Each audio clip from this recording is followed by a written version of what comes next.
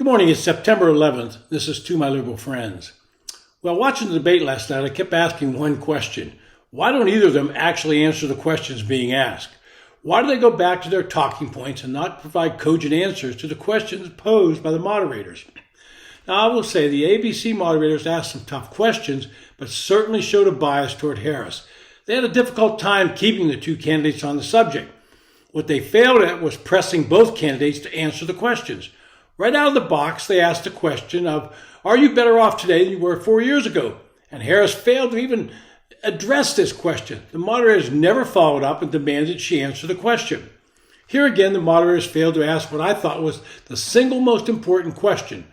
Vice President Harris, you've changed your mind on opinion on multiple issues, including fracking, gun control, immigration control, and defunding police. Would you tell us why you changed your position and when did you change it?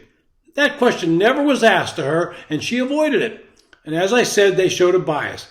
They repeatedly fact-checked Trump and found him to be wrong on things, but not once did they call out Harris when she misrepresented Trump's position.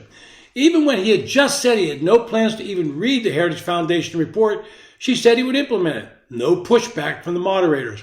When Harris brought up the Charlottesville comments, something that has been debunked by almost all major media outlets, no fact-checking by the ABC moderators.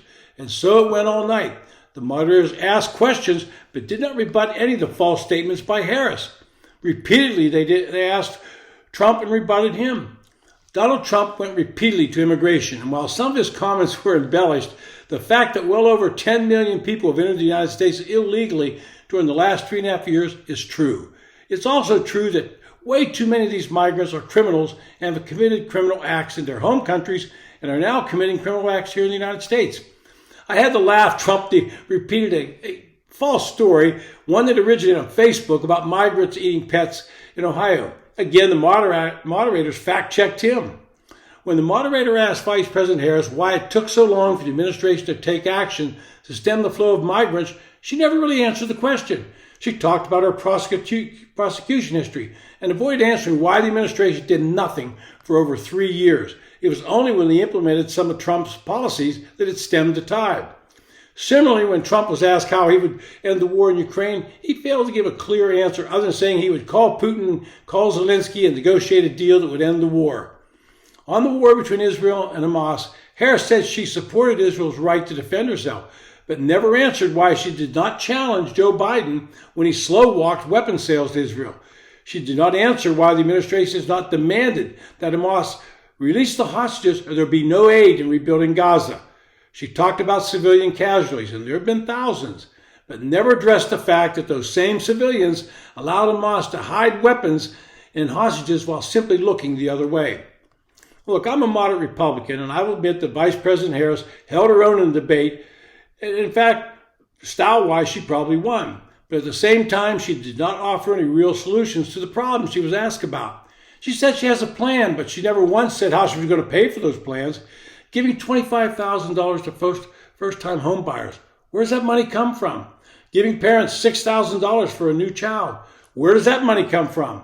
Do we just add this to the national debt, then have them suffer from paying to repay the debt? If you look deep into the plan that Harris is proposing, it's more government spending and more government control. In the end, it leads to a state-run economy. I think we know how that works out. Trump was Trump and hammered home his points, focusing on immigration and the economy. He was correct when he says that inflation has increased prices about 21% in the past 4 years. Why didn't he bring up her casting the final vote on those bills that sent all that money out? He's correct when he says the Biden-Harris administration has waged war on the fossil fuel industry, and she tried to pretend like they didn't. In summary, I don't think the debate changed anyone's mind, and both sides will claim that they won the debate. I don't think anyone really won or lost, but when you juxtapose Harris against the performance of Joe Biden in June, then certainly she looked much better. She baited Trump on a few issues and rankled him. But if you listen to the final statements, I think Trump made the most salient point. If she has this plan to do all these things, why has she not done it? Why has she waited till now?